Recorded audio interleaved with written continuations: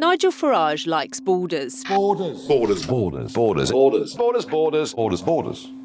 Borders. Borders. Borders. Borders. Borders.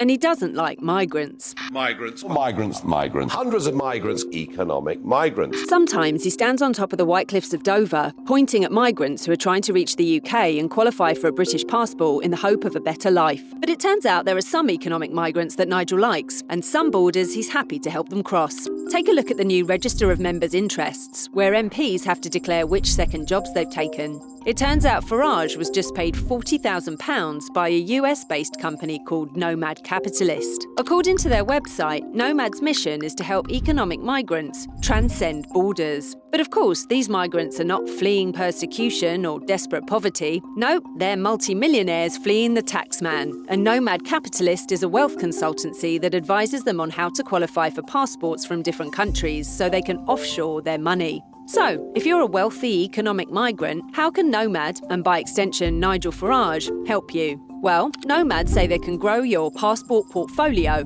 and get you multiple second citizenships in different countries. They even tell people to leave your country now and dismiss America and Britain as legacy brand countries. Nomad Capitalists run the Nomad Passport Index, ranking the best passports that economic migrants should try to get their hands on, while showing them how to do it. Farage was just paid £40,000 to give a keynote speech at the Nomad International Conference in Kuala Lumpur in Malaysia. Hundreds of wannabe taxation migrants gathered there to learn how they too can qualify for second, third and fourth passports from 28 different countries. And Nigel Farage was there to inspire them. I was invited to speak to this group 2 years ago. This audience is about 3 times the size.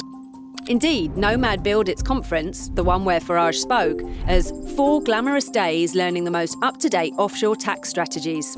Britain is a wealthy country, but the gap between rich and poor is now, with the exception of the United States, the highest in the developed world. Our public services, like the NHS and schools, are crumbling. And one reason for all this is the ease with which the super rich can move their money overseas to avoid paying their fair share of tax. They can do that because there's an entire industry that exists to help them do it legally. And a British MP, Nigel Farage, works for that industry.